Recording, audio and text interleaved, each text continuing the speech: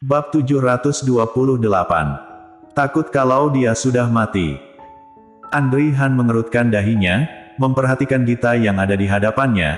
Tidak disangka percakapan teleponnya barusan terdengar oleh wanita ini. Apa dia harus membawanya bersamanya? Di dalam hatinya dia menolaknya. Apa kamu tidak tinggal menemani Audrey Han? Gita tertegun sejenak, menggertakkan giginya mengatakan, sekarang Audrey Han bersama dengan kakak Su, aku ingin tahu.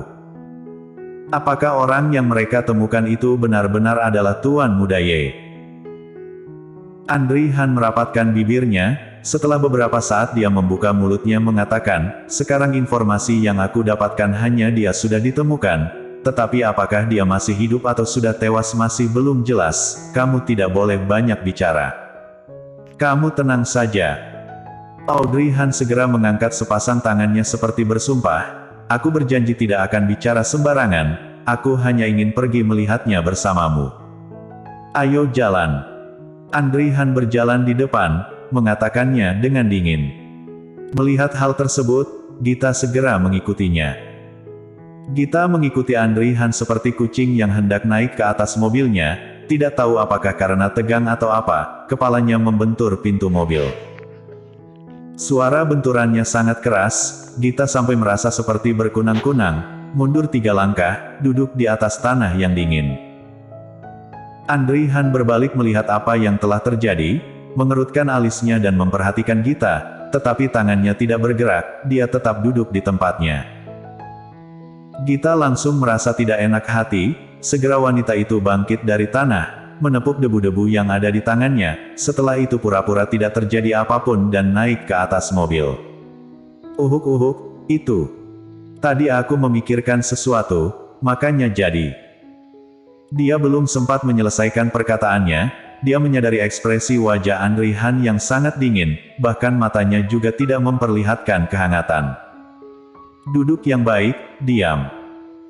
Gita tidak lagi berani banyak bicara, bahkan dia tidak berani bernafas dengan kuat, dia diam di sana duduk tegak, matanya melihat lurus ke depan. Dia benar-benar bodoh, bagi Andri Han ini adalah sesuatu yang sangat penting. Bagi dirinya juga sangat penting, tidak seharusnya dia bersikap santai. Tiba-tiba dia merasa, dirinya benar-benar menyebalkan. Ketika mesin mobil sudah dinyalakan, suasana di dalam mobil menjadi sangat sunyi. Gita terus berpikir, apa yang tadi dikatakan oleh orang yang ada di telepon pada Andri Han, bagaimana sebenarnya keadaan Tuan Muda Ye? Ingin sekali segera bisa menemui Golden Ye, jika pria itu dalam keadaan sehat, dengan begitu suasana hati Audrey Han tidak akan buruk lagi.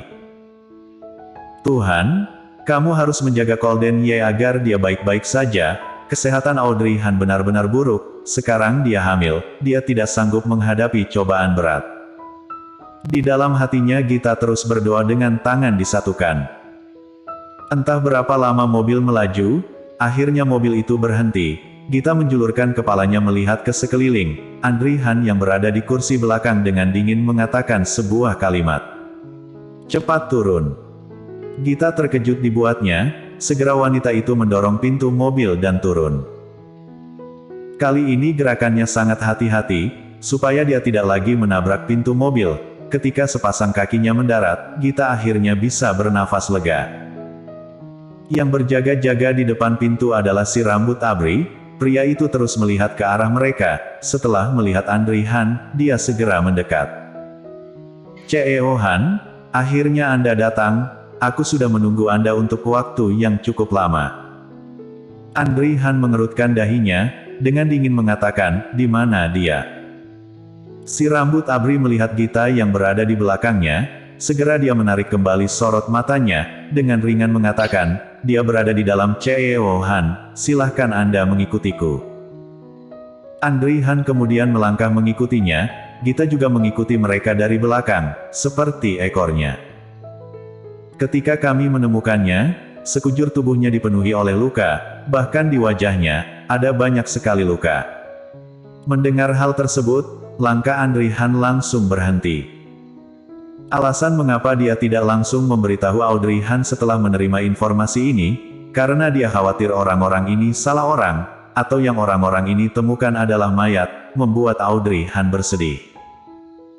Daripada seperti itu, lebih baik kakaknya ini memeriksanya terlebih dahulu, melihat situasinya, setelah itu baru memikirkan cara.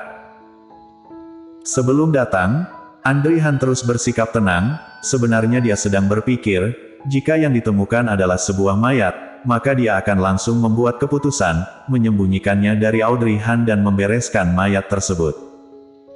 Setelah itu berpura-pura tidak terjadi apapun, demi adiknya, dia berani menjadi orang jahat.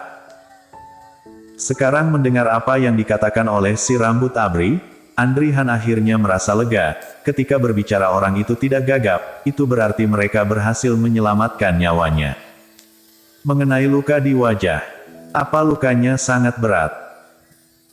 Lukanya sangat berat, dia terjatuh di dekat lembah yang tidak jauh. Ketika terjatuh wajahnya sepertinya mengenai pohon-pohon dan ranting-ranting, atau ada batu-batu tajam yang melukai wajahnya. Ada sebuah luka yang sangat besar di wajah tersebut. Sekujur tubuhnya dipenuhi oleh luka. Kami merasa lukanya benar-benar parah, takut kalau dia akan mati. Oleh karenanya kami membawanya ke klinik terdekat. Kalian melakukan hal yang bagus. Audrey Han mengangguk, kemudian memberikan pujian dengan sorot matanya. Si rambut abri, dipuji seperti itu oleh Audrey Han, langsung menjadi sangat bangga.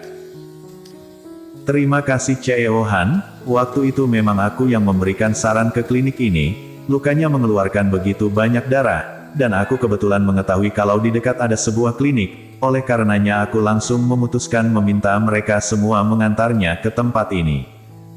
Baik, Audrey Han kembali mengiyakan. Gita yang mendengarnya di belakang sana benar-benar menderita, jika seperti yang dikatakan oleh si rambut abri. Kalau begitu bukankah wajah tuan muda ia terluka parah? Kalau begitu bukankah di masa mendatang akan meninggalkan bekas? Memikirkannya, Gita lupa dengan apa yang sebelumnya dipesankan oleh Audrey Han untuknya. Tidak boleh sembarang bicara, dia langsung bertanya, luka di wajahnya apa sangat berat? Apa pula yang dikatakan oleh dokter? Apakah akan meninggalkan bekas? Pertanyaannya benar-benar mengenai sasaran. Si rambut abri yang tadinya masih sangat bangga dengan dirinya sendiri, setelah mendengar pertanyaan Gita, wajahnya langsung terlihat sedih. Dokter sudah melihatnya, luka di wajahnya benar-benar sangat parah, dia bilang pasti akan meninggalkan bekas. Apa? Gita kaget mengatakan, mengapa bisa seperti itu? Jika luka tersebut meninggalkan bekas, bukankah itu berarti? Jika Audrey Han mengetahuinya wanita itu pasti akan sangat bersedih. Sikap hebohnya menarik perhatian si rambut abri, dengan sedikit tidak senang dia membalasnya mengatakan, tidak ada yang bisa dilakukan, dengan luka seberat itu masih bisa tetap hidup juga sudah sangat mujur, jika berharap luka di wajahnya tidak meninggalkan bekas rasanya sangat tidak masuk akal. Tetapi meskipun ada bekas luka juga tidak seharusnya ada di wajah. Gita merasa sedih untuk Audrey Han, luka di tubuh bisa ditutupi dengan baju, tetapi untuk luka di wajah bagaimana harus menyembunyikannya. Semakin memikirkannya Gita semakin mengasihani mereka berdua.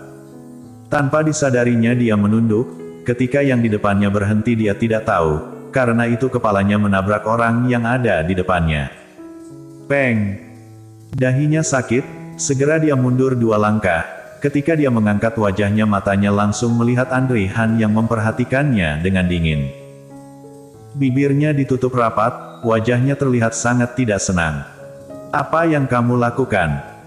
Gita berhenti, dia menjulurkan tangannya menutupi dahinya yang kesakitan. Maaf. Audrey Han menarik tatapannya. CEO Han, orang yang terluka itu berada di dalam. Dokter berpesan agar tidak terlalu banyak orang masuk ke dalam sana, oleh karena itu aku tidak akan menemani kalian masuk, aku akan menunggu dan berjaga di luar. Baik. Audrey Han mengangguk, mengangkat wajahnya mendorong pintu dan masuk. Bersambung.